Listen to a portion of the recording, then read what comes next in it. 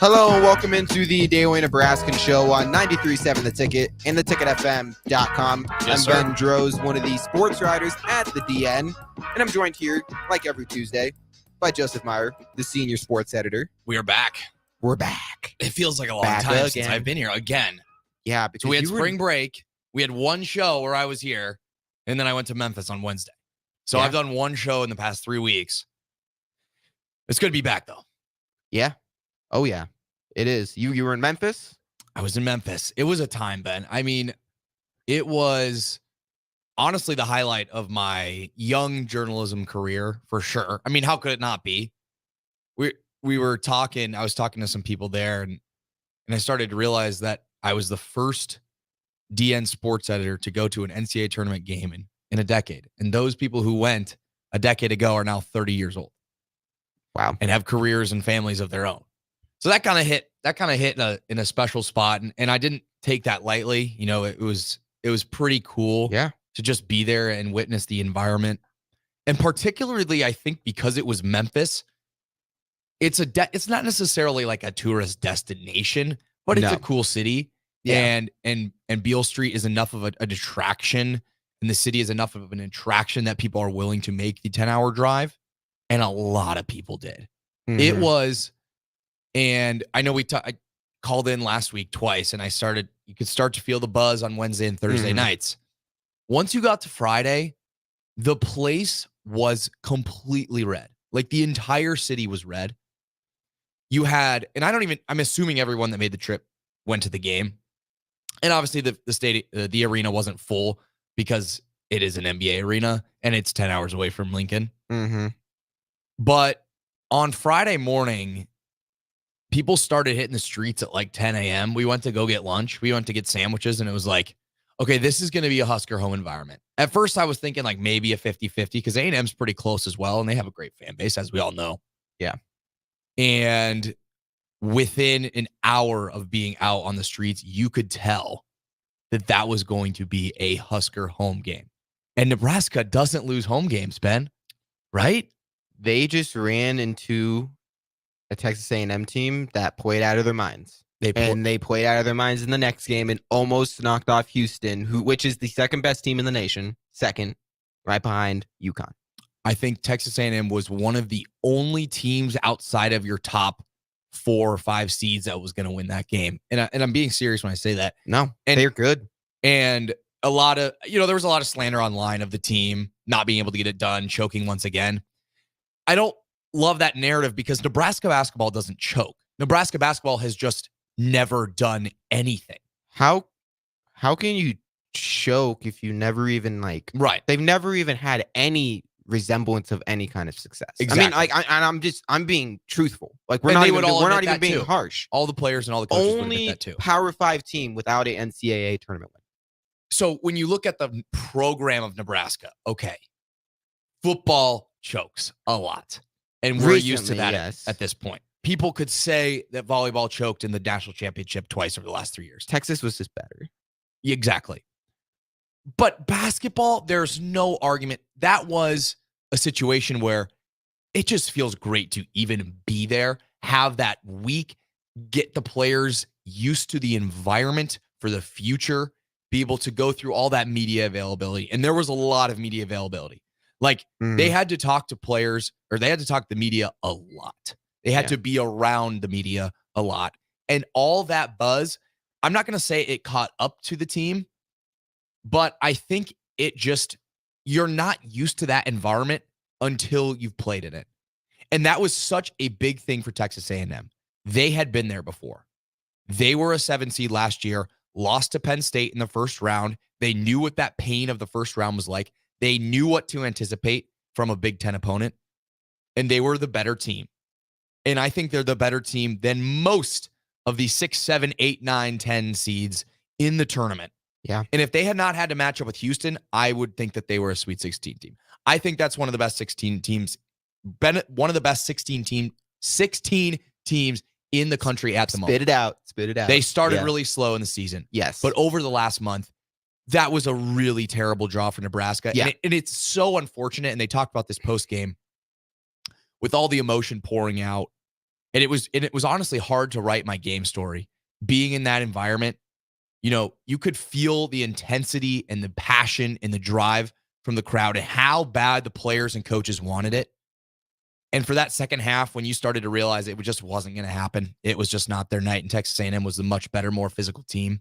The emotions started to pour out, and it was difficult to write. It was difficult to cover that moment because for a team that I've been covering all season and getting to talk to these players and seeing how much Hoiberg has put into this program and how much this meant to him, for that moment in an instant to come to a close was really tough.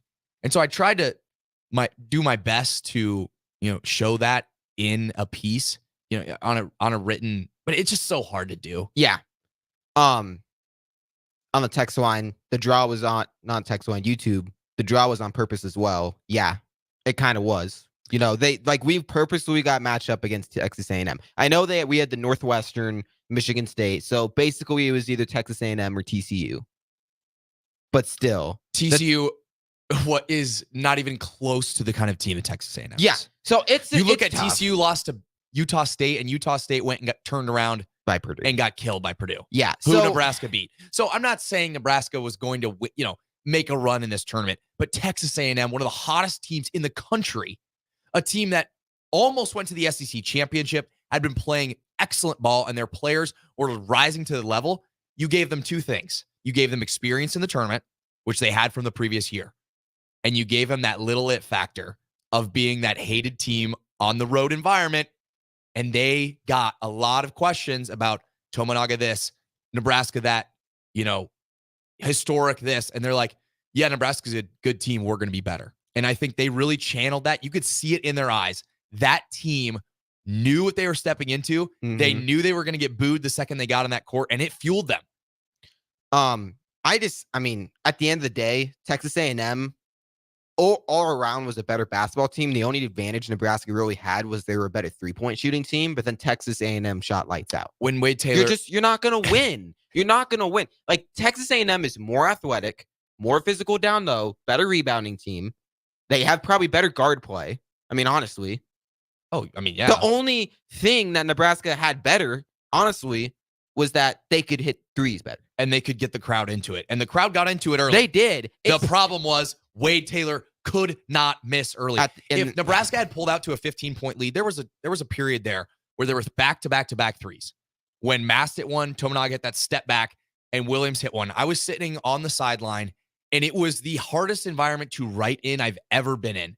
Yeah. Because there was so much going on around me, and the local Memphis journalists were in shock of this is incredible. Like, they had not seen that because we had saw Baylor versus Colgate really blow out, not a great game. Clemson, New Mexico. Clemson knew everyone picked New Mexico and went out and killed them. They made the Sweet 16. And they knew they were about to see, exactly. And they knew they were about to see Houston versus Longwood, which was going to be a blowout. So for that first 10 minutes of the game, they were like, okay, this weekend is worth it. And if Nebraska had been able to pull out to a 15-point lead, but the problem was Wade Taylor and Manny Nebraska knew what they came to do. And there were I don't know if they showed this on the TV broadcast, but there were multiple points where they hit very difficult shots, immediately looked to the crowd, because I was sitting on so the camera was facing away from me, so I was sitting on the close side, and there was a big cohort of Nebraska fans right behind me. There were multiple instances where they looked directly into the crowd and shushed them. And it worked. And that was their mentality going into that game. And it almost worked against Houston. They played that underdog card, which Nebraska has played so well this season. And it was hard for Nebraska to be the underdog there because they were the more hyped team. They had the more hyped player. They were getting national media attention. And they had this historic moment where Texas A&M's like, we're just going to play ball. So I have many points to touch on. First of all, again, on the YouTube stream, we also could have been a 7 or a 10 seed. Nebraska could have been a 7. See, this, I want to tie it back to the Illinois game. If Nebraska beats Illinois, if they would have just taken care of business, beaten Illinois, they would have been a 7 seed at least. They could have won. They could have beat Wisconsin. This could be this could have been a 6 or 5 seed. I mean, true. I don't even want to get ahead of myself. Even all they had to do was win that 7, one game. And then you get Nevada. And Nevada was terrible. Yeah. They scored 4 points in 7 minutes against Dayton. Dayton, a not good defensive team. No. And so it's yeah. Just, and then, okay, so that was my one point. That was a good point on the YouTube stream. But again, one thing I did see on Twitter, though, and I'm glad Illinois got brought up. Did you see the tweet by the Illinois Barstool? Oh, ridiculous. So if you guys didn't see it, I'd be hard not to. It's got like 6 million views, dude. So insane. So first of all, Barstool Sports is a joke. Okay, it's a joke, especially Illinois. It's a joke. The only good thing about Barstool Sports is they're getting Will Compton on it, and I enjoy Will Compton. But other than that, some say he jinxed Nebraska basketball. He kind of did. But everything else, the minute he started Barstool paying Sports, attention, they stopped playing defense. It's true. It is true. But Barstool Sports is a joke. But still, the Illinois Barstool Sports Twitter account tweeted, it said, in quotes, Tominaga is a legend. How? He's like averaged 14 points a game this season. It said he's averaged like 11 for his career, hasn't won any kind of tournament or anything. Why is the media pushing this on us? That's what the tweet said. That's not what I'm saying. It's what the tweet said. And it got a lot of traction. And it's the fact, and some of my favorite comments was, did Tominaga go off against Illinois in that game too? Didn't he score like the first time around in Champaign, he had 31 points. Yeah, 31. And including some incredibly stupid 3-pointers. A bunch of the comments was like, he scored 31 on you. That's the thing, man. It's like you have to grade it on a different scale. This is not Illinois basketball or Purdue basketball or a legendary program. This is Nebraska. Yeah. He is one of the most electric and probably will be one of the most electric players this school ever sees. And that's just the reality of the situation. Yeah. And for that, the fan base and the city is eternally grateful to him. And that emotion is I mean, this is a guy that chose to come back this season because he wanted to be part of the team. And I know a lot he wants to play, professional ball, and a lot of people, criticized him last season for maybe going a little too soon. But the idea that he came back for this moment and obviously wasn't able to get it done, you got to respect the emotion. He plays with so much emotion on the court. Yeah. Of course, he's going to show it when it's his last time checking out of the game. I mean, okay, I get like Tominaga is not like a top 10 or 15. No one's saying this. Yeah, when did anyone say that when people were saying he's a legend, he's a Husker basketball legend. Okay. 100%. He's not a legend of the game of basketball. He's a Japanese legend. Yes. I'll say that. But like, no one is saying that he's one of the best basketball players right now or of all time or anything like that. It's just the fact that what he's done for this Husker basketball team, this team has never been good. I mean, I'm just going to say it. I think Husker, we were a 3 seed 1 year and then we lost in the first round. I think that was the best seeding Nebraska's ever had, was being a 3 seed, I believe. Like, Nebraska just hasn't been good. And the fact that Tominaga came in and gave Husker fans hope. I was seeing comments where people were saying, is it weird I'm more excited for this game than I am for football games? Mm-hmm. Like, more people were so excited for this NCAA tournament game more than any of the football games this season, because that team had the opportunity to really light up a crowd. To do something special. They did it for the first 12 minutes, and it just didn't work out. It didn't work out. If you would have told me Nebraska would have lost to Texas A&M, I would have been really disappointed. But it's just the way they lost. Texas A&M was just so good. I'm not going to take anything away from what this team did. If you would have told Husker fans at the beginning of the year, would you take them being the number 3 seed in the Big Ten? Oh my They goodness. beat Purdue, beat Wisconsin, had 2 court stormings, and they were an 8 seed in the NCAA tournament. Would you have taken that? Take it 100. Look at where the team was at the beginning of last year. Like, they seriously, were projected to be one of the Fred worst Hoiberg teams. was coaching for his job 2 years ago. And now he has an extension. And now he has an extension, and the future of this program is bright. Now, a couple young guys got in the portal this week. They're going to bring in transfer. I mean, Hoiberg has shown he does great work in the transfer portal, and I doubt they lose any contributing pieces. But you got to think, I mean, how close they were to being a 7 seed and getting that Nevada or Colorado State matchup, or even a Colorado matchup, which Colorado would have been tough. It would have been tough, but I think still a better matchup than Texas. Oh yeah, Texas A&M just had so much talent on that team. I don't see the one thing I'm gonna like. the one bad thing about Nebraska media, and I kind of fell into it, was everyone was saying this was a good matchup for Nebraska. It wasn't. I didn't see many people saying that. I'm not sure if you saw that, but I feel like a lot of people were saying that Nebraska was because they going to don't win shoot threes. easily. That was the kind of narrative. My take on it was, if Nebraska shoots it well, they should win. Well, they did shoot it decently. It's just the fact that Texas A&M shot lights out. Right. Like Texas Which A&M, they weren't going to do that again, and they didn't do that again against Houston. No. So, yeah, I don't know. So that's the only thing, but Texas A&M was just, they just played out of their minds. That was one of the most impressive basketball performances I've ever, for sure, seen in person. And like, that team played out of their minds. Yeah, yeah. And the thing that makes it even worse is that for Husker fans, is Trev Alberts is there. Now, did you find it interesting he wasn't at the game? No, there's no way he could show up to that game. Yeah, he wasn't going to show up to the game. Speaking of people who showed up, I'm assuming I heard they showed Johnny Manziel on the broadcast 1,000 times. Yes. Oh my goodness. That guy, talk about an egotistical dude. I mean, so he was sitting kind of like behind the media row. Yep. And he was talking the whole game. And I get he's a Texas A&M legend, but let's have a little bit of respect there, dude. Like, I don't know. Don't make the moan about yourself. You flamed out. I also saw there was a Twitter account associated with Texas A&M when it said it was like the matchup Nebraska against Texas A&M, and it was like most popular figures to ever come out of both colleges. For Texas A&M, it was Johnny Manziel. You want to know what Nebraska's was? Larry the Cable Guy. Don't have a lot of distinguished alumni in that area. But I thought the tweet was funny. Nebraska fans did not think it was funny, but I thought it was pretty funny. But he showed up for the next game. He was at the Houston game. Yeah, Trev Alberts.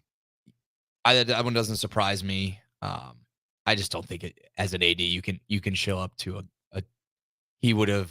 I mean, he would have got booed as soon as the camera would have shown. And I don't even know if it would have been like. And I'm not saying Husker fans would ever do anything, but I don't know if it would have been a smart decision safety wise to have him there. Just because, I mean, people were out on Beale Street from like 10:30 to 6 p.m.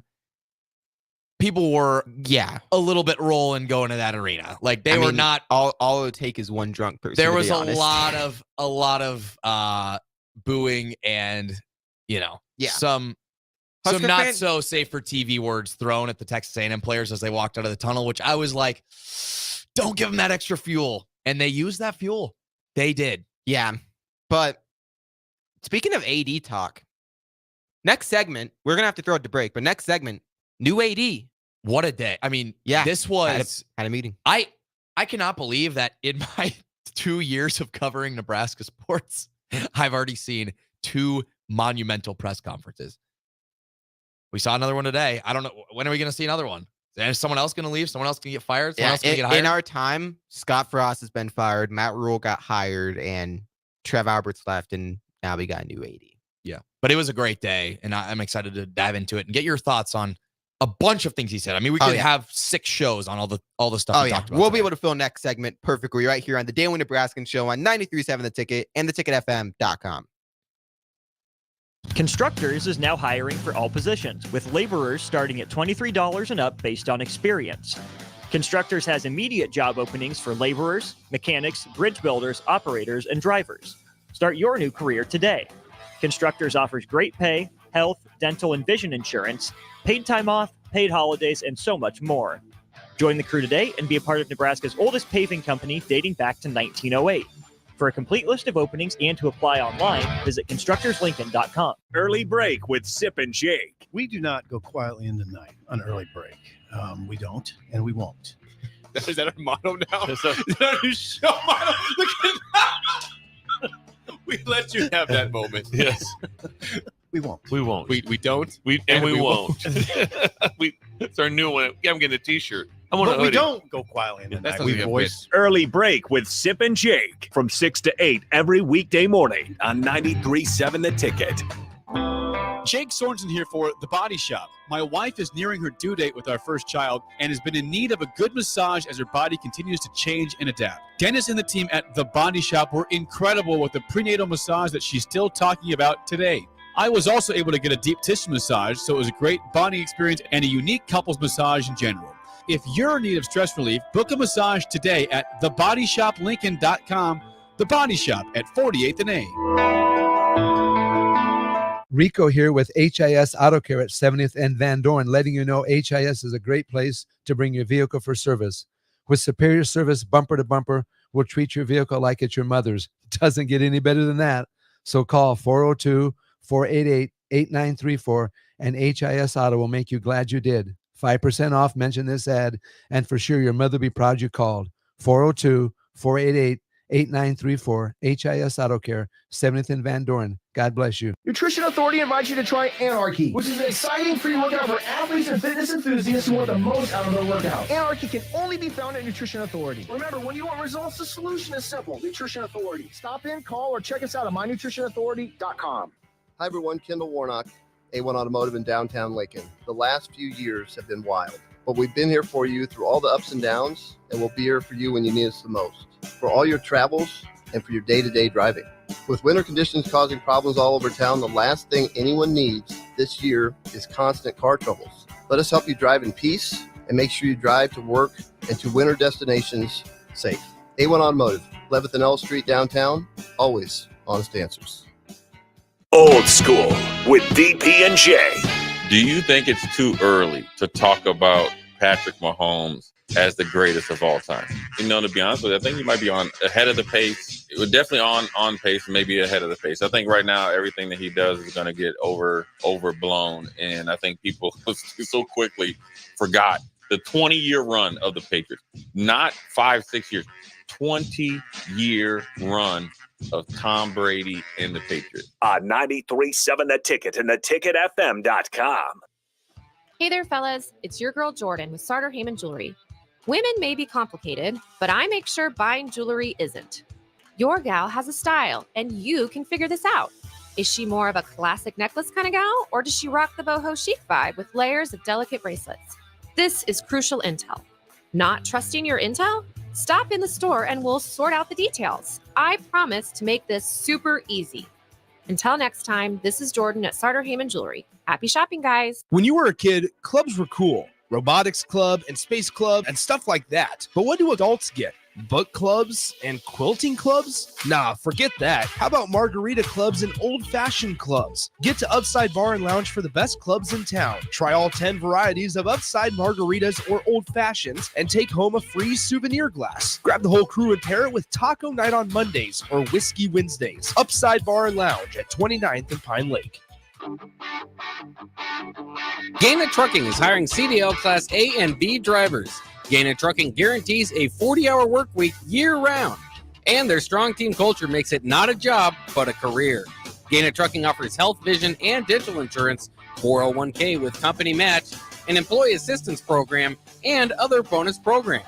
Build a better career today with great team culture at Gaina Trucking. Learn more and apply today at GainaTrucking.com. Hi, it's Tom and Mike from Husker Rewind. And did you know that people who are represented by an attorney are often compensated up to 3 times more than someone who is not? Friedman Law has been helping injured people for over 60 years. It's all they do.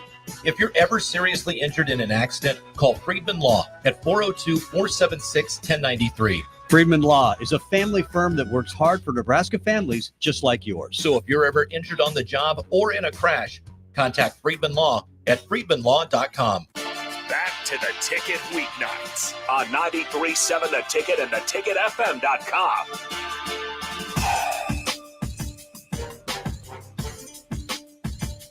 Hello, and welcome back to the Daily Nebraskan Show on 93.7 The Ticket and theticketfm.com. Ben and Joseph still here with you. We're going to transition a little bit away from basketball. One thing I didn't ask you, just real quick, are you worried about any of the people that are leaving for the transfer portal for basketball? I don't think any of the main pieces will leave. I think the reason that you're seeing some of this action in the transfer portal is because they know the starters aren't leaving, and they know that Hoiberg is going to bring in some big names in the positions that they were hoping to fill. I mean, Eli Rice leaving was kind of the big one. I know there was some Husker fans that were kind of like, oh, you could have had a big role. I thought he might have stepped into that, that 4 spot a little bit, maybe the 3, but I think Hoiberg's going to bring in someone to replace Josiah Alec, or bring in a true 5 and move Mass to 4. Yeah. I mean, It would have been nice to keep Rice, to keep development guys in the system. Yeah. But I mean, he's gonna find somebody else. It's not like Rice was this key cog that was gonna be like the best player on the team next year. Like, yeah, and it's a little concerning because a lot of you're losing a lot of youth right now. Like, there's not a lot of young guys on this team, and next season you're gonna lose 5 or 6 guys who are out of eligibility. But if I'm Nebraska, I'm not too worried about it right now. Hoiberg has shown he can work the portal, and he's gonna have so much of an easier time doing it this season. Think about as a basketball player, you see that environment, you see that crowd, and you know the resources that the school already has, with the NIL initiatives, as well as the success that this team had, nationally through the news. So it's an enticing place to play, and Hoiberg is a guy you'd want to play for. So if I'm Nebraska, I'm not worried at all. Yeah. It is interesting though, because I wonder if being more of a portal team than like a development team makes it so like you have more inconsistency with how good the team will be from year to year, or do you think it'd be like, so if you're a team that always like, you bring in freshmen, right, they stay in the whole time, I feel like that team would be more likely to be good. Is that even the landscape of college basketball anymore? I mean, I don't think not. it is. No, it's because really not. if you bring in freshmen who are talented, they want to play right away. Yeah, and you look at Kentucky, and they play right away and they leave right away, and that's not. You just can't do that in Nebraska. You're not going to be able to. We saw him try to do it in 2021, bring in a one and done guy. Just didn't work. Great player, didn't work. It's not. You're not going to be able to compete at a high level in recruiting out of high school at Nebraska. But you can bring in guys who have risen up the ranks, who are experienced, and want to do something bigger than themselves. Yeah, which I think we'll do. And I know we're going to get into the new athletic director Troy Dan's press conference today, but that was something he talked about. Yeah, was like not just recruiting, but keeping people around, both players and coaches. Yeah, recruiting your own players to stay around and stick around and do that. So that was good to see from that point. Yeah, we could transition into. Let's do it, Dan. Had press conference. He did. You covered it. I did. You wrote a story. Check it out. DailyNebraskan.com. You can go check it out. You had 4 takeaways. 4 takeaways. I was gonna do like quick takeaways, and then I started writing, and I was like, oh, this is like 1,400 words. That was a little too much. So it's not a quick takeaways. It's a pretty lengthy takeaways. I'm a different kind of writer. I'm writing, and I'm kind of like, oh, I'm at 1,000. I'm done. I normally don't get to this many, but there was so much he had to say. I mean, I left out a ton of stuff that I could have. I mean, I could have had 10 takeaways. Yeah. He talked for so long. Yeah. So we had the introduction, which was more of the, donors, athletic department members, former players, and coaches. So you had a whole cast of people there. You had Rule was there, Hoiberg was there, Mark Manning was there, a bunch of people in the athletic department. Nick Henrich was there. There's a whole bunch of people there to, watch him be introduced. Some Board of Regents members, the interim president, the interim AD, Jim Pillen was there. Like, this was a big event. And it was not quite as big as Matt Rule's introductory press conference, which had the band and the lights and the fanfare. But it was still a big deal. It was at Memorial Stadium Day. I think it's because Nebraska is still kind of mourning. Not really mourning, but like Trev Albert's leaving. It's an athletic director. Yeah. It's not as big of a deal as a head coach for that football. Is true. Yeah. So, but then after that, he went back to the media room and answered questions for about an hour. And we got a ton out of him. I'm going to be honest with you. And I was a big fan of Trev Alberts. I thought he was a great leader, very poised, collected, knew what he was going to say. But it wasn't always the most genuine. It felt like he knew the perfect answer to everything a little bit too perfect, and if that makes sense. And like snarky? I wouldn't say that. Just more of a less emotionally driven guy. Yeah. Okay. Yeah. Matt Rule, I see that, is a emotionally driven speaker. When he talks, you can if tell he is impassioned, and that's just to his team, but even to the media, very impassioned, very cares what he talks about. He is the son of a preacher. Like, he knows how to appeal to emotions in that press conference room. one of my biggest takeaways, I didn't even write this in the article. I touched on this a little bit in the article. Dannon reminds me of Rule a lot. And he said that they met through a mutual friend back at Rule's days at Temple. He said they realized they had a lot in common, and that's when they became friends. So they knew each other before this whole ordeal down. Said their wives were texting each other through this whole process. Said, it feels like a family environment being around Rule, which is a great sign for the university. Mm-hmm. Mm-hmm. But when he was talking, some of the mannerisms he had, some of the expressions he had, kind of reminded me of the way that Rule talks. Paused for a little bit after every question and really thought about it and came with a punching, emotional answer that you felt was really genuine. And you didn't always get that from Trev. Trev was an incredible leader and a great leader of this athletic department. But with Dannon, you feel it's a little bit more genuine. And I know a lot of people have the concerns because Trev Alberts wasn't here very long and left. Dannon was at Washington for about 5 to 6 months and left. So there's been a lot of concerns about that. So Can we be honest? I'm sorry, it's Washington. This is Nebraska. Okay. So I want to get your thoughts on this. Is this, if you're a Nebraska fan, is that something you're concerned about? Because for me, it's like you get it, but you also get why Trev went to A&M. Like A&M has more money. It's a bigger brand. It's not, I wouldn't say a bigger brand, but it's like, it's A&M. For Nebraska's comparison to Washington, it's Nebraska. Like it's a better job. I mean, there's better jobs than Nebraska. So if like some of the top colleges want him, he'd probably consider it, especially if he would get a pay raise. I wouldn't be too concerned. Like he's going to be here for at least the next 4 or 5 years. And who knows what's going to happen in 4 or 5 years. If all these teams start going downhill, he's probably not going to be around too much longer after 4 to 5 years. I mean, we just don't know. I think Husker fans you shouldn't be worried about him leaving in like a year or anything like that. Like he's here to stay. You don't leave, because if you leave Washington that early and then you would leave Nebraska that early, then now you have the price tag of, oh, you're just job jumping. No one can really trust you. I think he has to stay here for at least like 3-4 years. I would agree with you. And the way he structured his buyout, and he said this today, he's like, I'm structuring my buyout so I have to stay. That's essentially what he said. And, it's always possible, right? Yeah, it is. But I went back and watched the Washington press conference. It just seemed like he was a bit more happy today. I'm going to be honest. Like it just seemed like he had a little more pep in his step today than he did 6 months ago. Mm-hmm. And that's because of his connection to this, to the Midwest area, his reverence for the university, his connection to the coaches. Like he already knew Amy Williams, he already knew Matt Rule, and he already knew Fred Hoiberg. To step into that situation, like what are the odds of that? Yeah. This is why again, Husker fans shouldn't really, and even if he does leave, is it that? I mean, again, it's the AD. Like people, I really feel like people overblow AD. I mean, honestly. I mean, it's important to have a leadership position, but there are so many qualified people. Yes.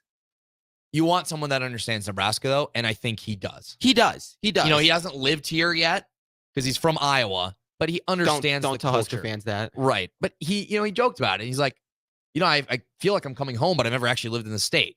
Like he feels like he's connected to this university, which a lot of people around the area, in surrounding states even do, especially for when you grew up in the 90s, when you were around in the 90s and you know how big of a program that it was to you. So, he talked about football, obviously, but that was one of my takeaways. I just think he's here to stay. Oh, yeah. He's going to be here for at least 4 or 5 years. He basically said, I would have been at Washington forever if Nebraska hadn't called.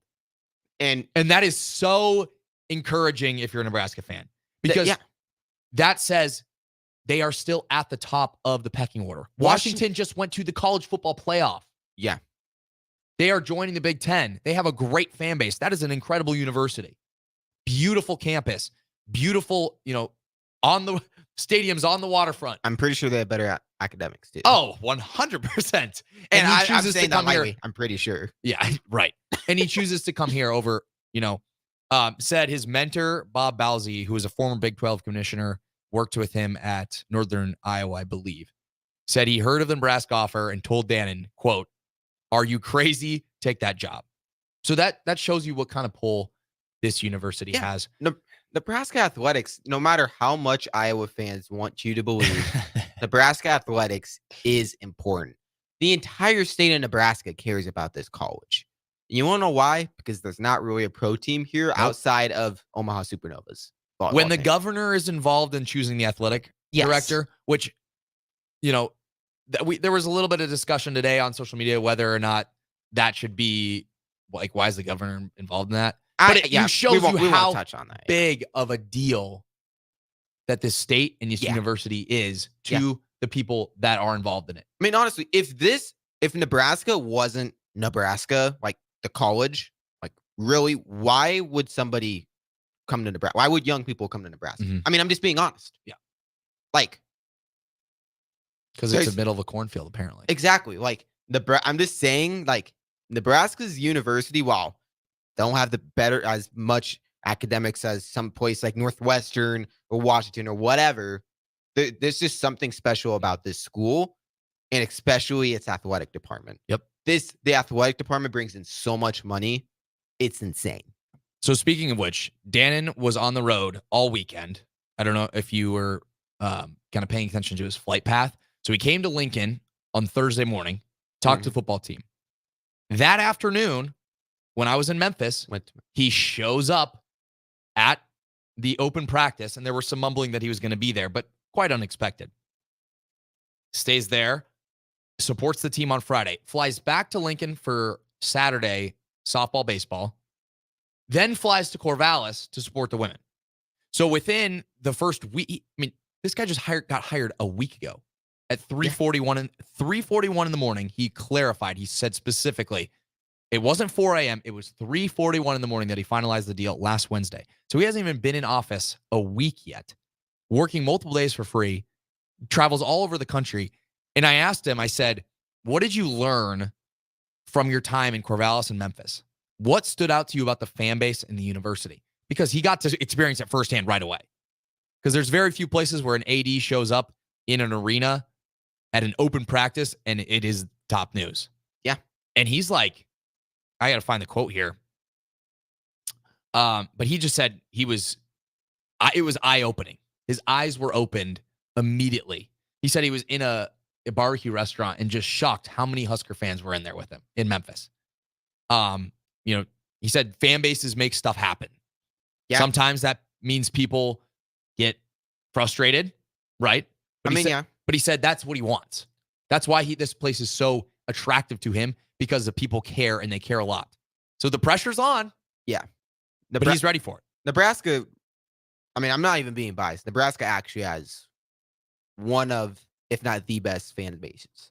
No matter how, I'm going to say, passionate they can get. Oh, yeah. The national media and the Memphis media in Memphis were floored. They were. Like, people don't understand. Yeah. Like, okay, the sellout at Memorial Stadium, that record's never going to get unbroken because they're going to make sure. Right. And a lot of teams sell out their stadium every weekend.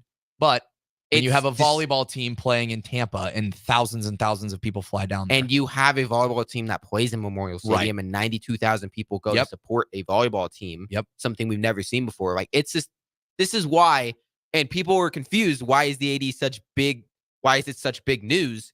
Because Nebraska athletics is such a big deal. The Husker fans care so much. And this is the guy that's really has the most power in the athletic department. It's a great job. I mean, it's an incredible job. Yeah. One more takeaway that I had that I wanted to get your thoughts on. So they talked a little bit about the Memorial Stadium renovation project. Ooh, okay. I kind of forgot about that. So he basically said, and he was very honest, and I think a lot of people should appreciate this. He said, I don't really know anything. I haven't even been briefed on it. This is not the priority right now. Like, the priority is to get in here, start to understand the culture before we go and look at a $450 million renovation plan. Yeah. So what that tells me is, and he said quite honestly, he said, does it help us win? He basically asked the media that question. And obviously no one answered it because it was rhetorical. But he said, does it help us win? Does it help us win socially, academically, on the field? And he said, if it does, we'll move forward. But if it doesn't, we need to take a look at some things. So that tells me that this is not a done deal yet. And what's funny is because there was so much, people were so confused. I was like, why are you renovating? Why is the stadium getting renovated? Why? I think it was probably one of Trev Albert's big ideas, and I think it is definitely. He was an idea guy. You look at the renderings; it's very cool. It's a very cool looking stadium. But it's still why are you pouring? I don't know if it's that realistic at this moment in the program. Here's why. Here's my biggest thing with the stadium renovation. And so he was like, "It's been a hectic week. I need to sit down, talk about it, look at it, and see if this is actually people have the buy-in. See if our resources are going to the right spot. Do they need to go to the 1890 NIL collective? Like, do they need to go other places?" Mm-hmm. But I think the thing that if I'm him, I'm looking at is you have a football program that is on the rise. Yep. This season, expectations are bowl game. Minimum. Oh, people are saying we're going to get 10. Nebraska's going to get 10 wins. I don't know if 10 wins is the expectation. I would say 7 or 8 wins is the expectation. Okay. Mm-hmm. Like if the beginning schedule is easy. I mean, right. I'm not even putting. So this if they win easy. 6 games or less, I'd say it would be a disappointment. 7 games or 8 games would be like solid season. Let's look to the future. If they get 6 wins, they'll still be happy because you make a bowl game. But it's still like. But it's still like we had 5 wins without a great quarterback. Yep.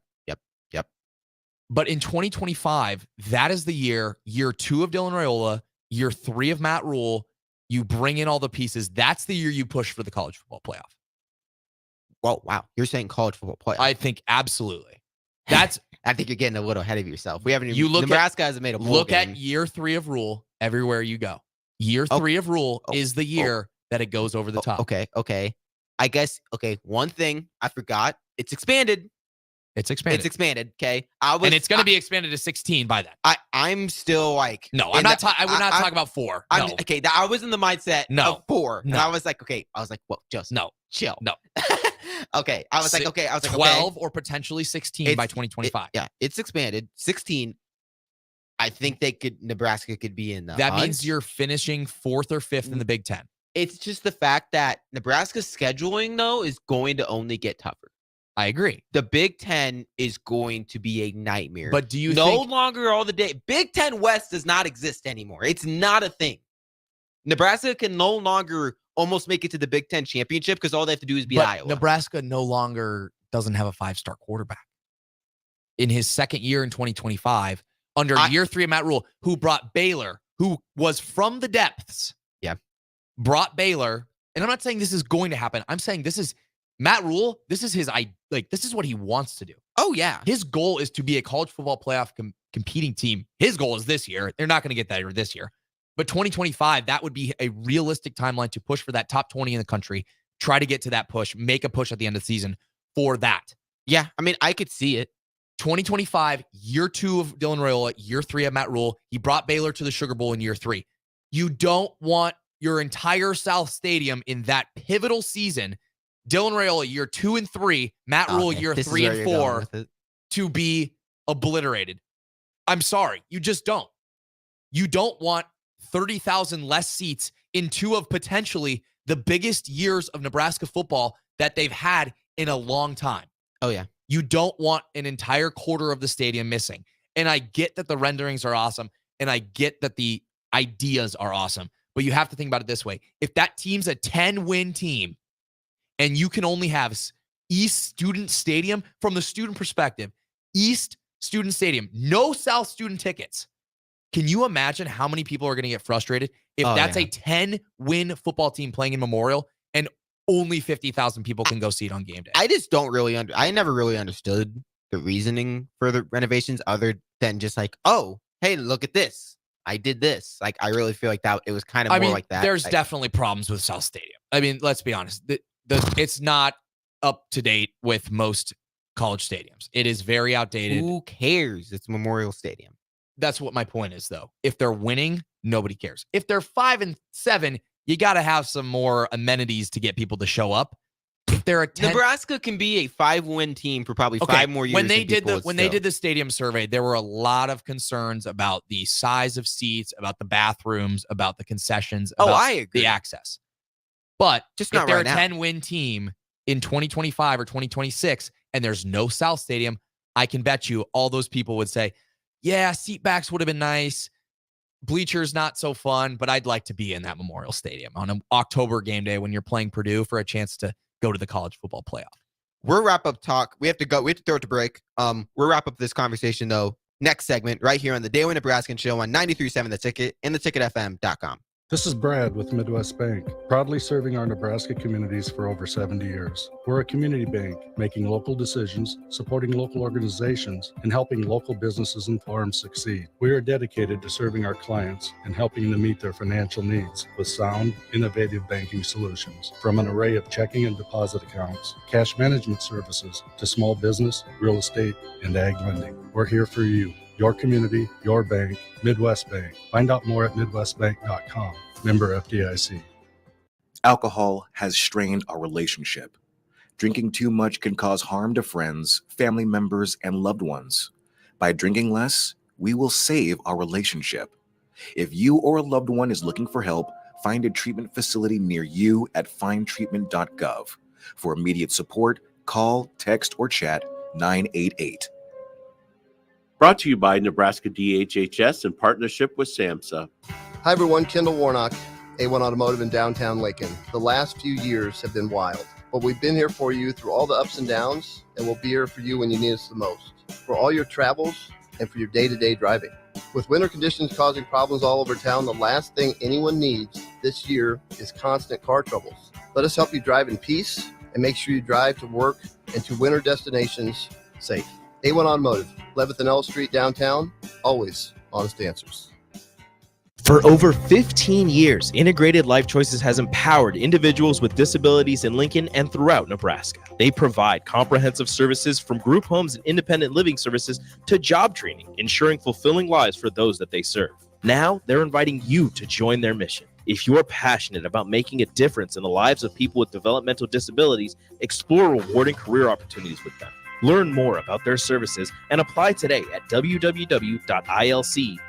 Be a part of Integrated Life Choices, where your work truly changes lives. Go Hog Wild Pit Barbecue. Pre-order your Hog Wild slow smoked Easter ham today. Hog Wild selects the highest quality whole ham and slow smokes them until they're tender and delicious. Our 100% boneless ham is approximately 4 pounds and $50. Pre-order online at gohogwild.com. Quantities are limited. Hog Wild Pit Barbecue, 3210 Cornhusker Highway in Lincoln. But don't be late, we close at 8. Picture a hot summer day, sun blazing in the fields as far as the eye can see. Now imagine, you're a teenager making bank, all while enjoying the great outdoors. Welcome to Nats Detasseling Inc., where they're not afraid to sweat. This summer, join the Nats team for an unforgettable experience. Forge friendships, learn responsibility, and earn money. Visit notafraidtosweat.com now. Nats Detasseling, where hard work meets good times. Constructors is now hiring for all positions, with laborers starting at $23 and up based on experience. Constructors has immediate job openings for laborers, mechanics, bridge builders, operators, and drivers. Start your new career today. Constructors offers great pay, health, dental, and vision insurance, paid time off, paid holidays, and so much more. Join the crew today and be a part of Nebraska's oldest paving company dating back to 1908. For a complete list of openings and to apply online, visit constructorslincoln.com.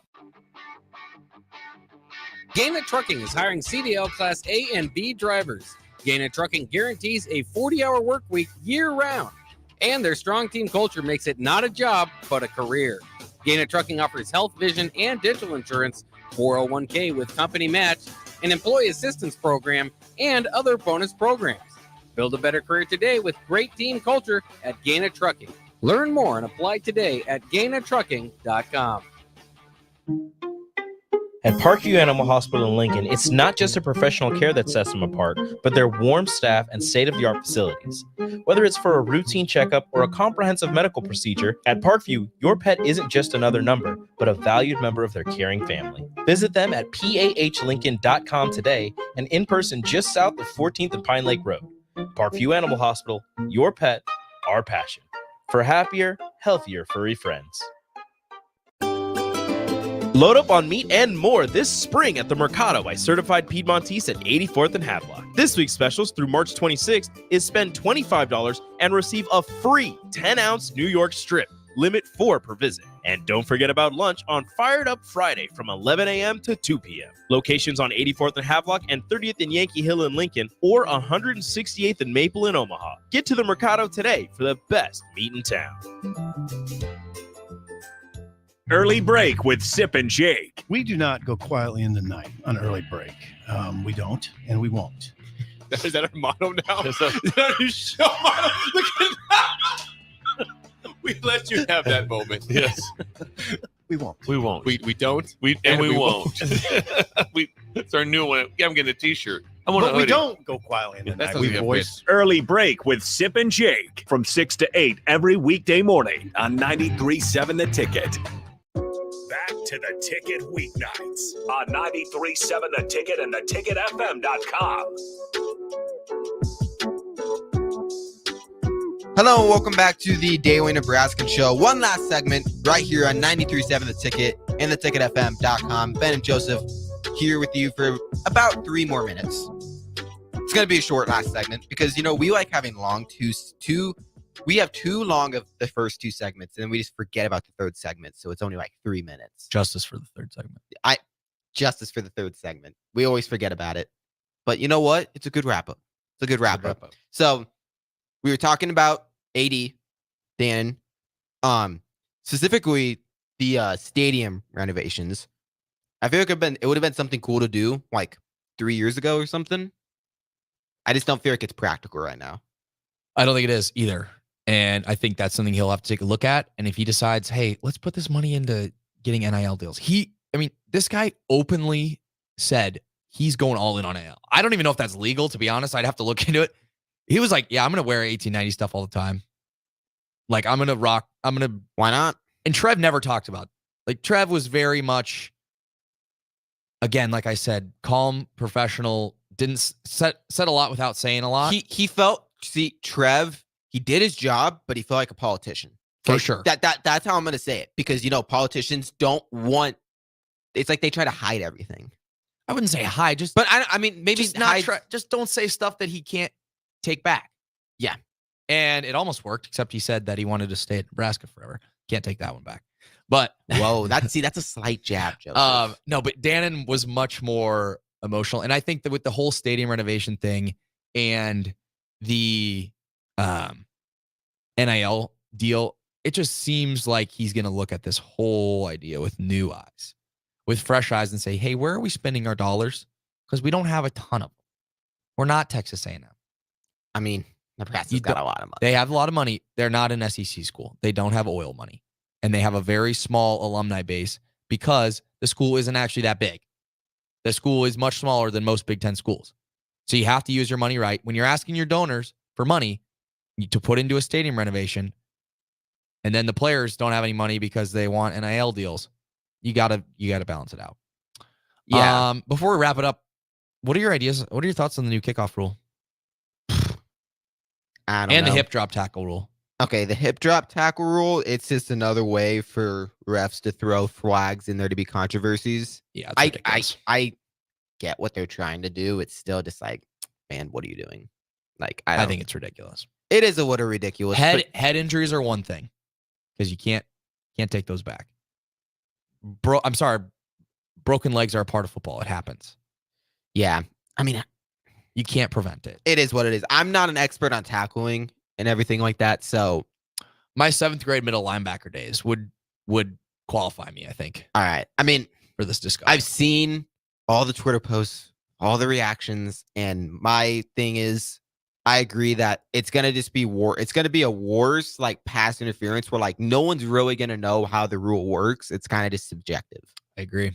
It's literally gonna be like the blocking call in basketball. Oh, when no one understands we how need to it works. have a discussion about the reffing in college basketball on another show, because this March Madness has been there's been some questionable stuff. I mean, just so subjective. And let's leave the calls out. But the kickoff rule, I think, is fun. I think, the kickoff was the most meaningless play in football, and they're trying to do something with it. So how about the NFL stealing the XFL's rules? That's awesome. This shows does XFL have some pull? Does it have some pull? Well, it's not the XFL anymore. It's the UFL. Oh, yeah. I kind of forgot. Because they took the USFL and the XFL, combined them. That's starting up. So we could have I mean, this could be the home of UFL in Lincoln? UFL is never going to be a big Come thing. on, I love it. It's going to be like G League in basketball. No. Just no one's going to really care. Battlehawks, St. Louis Battlehawks, baby. Whatever. We got to wrap things up. Me and Joseph took way too much time. But you know what? We had a lot of fun. Had a lot of fun tonight. Big Good day. show. Lots to talk about. We'll be right back here. It won't be me and Joseph. It'll be me and Anthony tomorrow. But we'll be back here tomorrow, same time, 11 to 12 at night. Make sure to tune in. But until then, we're out of here. Peace. Peace.